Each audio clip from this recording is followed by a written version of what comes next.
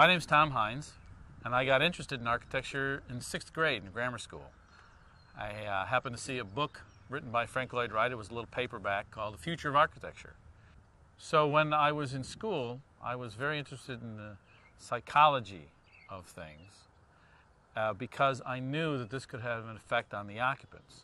And in looking at Lloyd Wright's buildings, I saw some things that I hadn't seen in other people's works, and I found by visiting buildings, not just Lloyd Wright's, but everybody's buildings, and trying to understand what they were trying to do and find out what their success points or principles were, that you can extract ideas and principles from them. And so this is what I saw in Lloyd Wright's work, is I saw how he used light. So Lloyd Wright seemed to understand things that we're dealing with today. For instance, one of his most famous works, the Roby House. It's a thin building compared to most buildings. It's one room wide, and it's a long room, and it faces south. The broad face faces south. In the summertime, the overhang on the south side does not allow sun to enter the room, to heat the room up because of solar radiation. In the winter, the sun is much lower, and Chicago's pretty far north, and the sun goes all the way across the room to the opposite wall. And that helps warm up the room in the wintertime through this. It's only single pane glass, and it's stained glass, so there was a lot of cold coming in because of these materials. And he understood that. He did what he called a solar hemicycle in the early 1940s in Madison, Wisconsin. It's a curved building, bermed up from the back, with only a small awning window at the top. When those windows are open and the wind comes from the north, it comes up and right through the house, two-story glass doors on the other side. And it is in a curve so that all day the sun comes into this building, heats up the dark concrete slab. In the 1940s, people are just starting to grasp these ideas now. In the Massaro house, we, because it wasn't my design, I didn't have it all in my head, I had to get it into my head. And we had a very complex site. It was on an island. We had shores that came up. We also had the whale rock, 12 by 12 by 60 feet long, which comprised even some of the structure of the building. And so this had to perfectly coordinate because we were matching Lloyd Wright's drawings.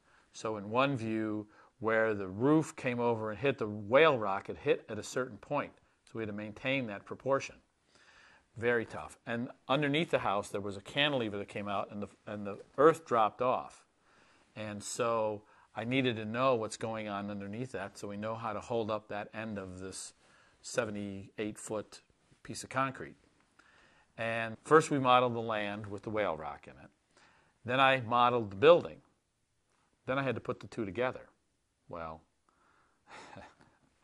you know, we had to get it together this way, we had to get it together this way, we had to get it together this way, and, you know, to fit this right in, I did a lot of checking.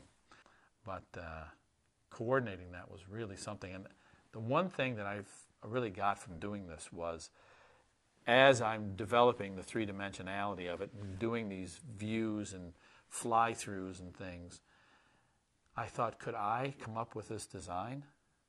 Boy, I don't know. I'm not so sure I could. So the ArchiCAD allows me to have confidence in what my drawings are. The graduates that I've seen, and I speak from time to time at different universities, are extremely interested in 3D, or what we call BIM these days. And when they see these computer-rendered, computer-generated images, this is what they want to be able to produce, and they think they can produce them. And depending on the program they use, certainly the ArchiCAD can do a beautiful job at that. There are these golden rules, the golden rectangle and things like that, that will teach the beginnings of it.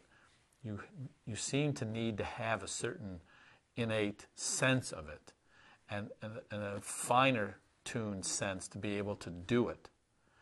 And I do think that if professors would use something like ArchiCAD to teach proportions, that would really work, because now you can finally teach it in 3 dimensions, not in just 2 dimensions. And I think that there could be great courses, and ArchiCAD even could, get sort of a seed kit started for things like that.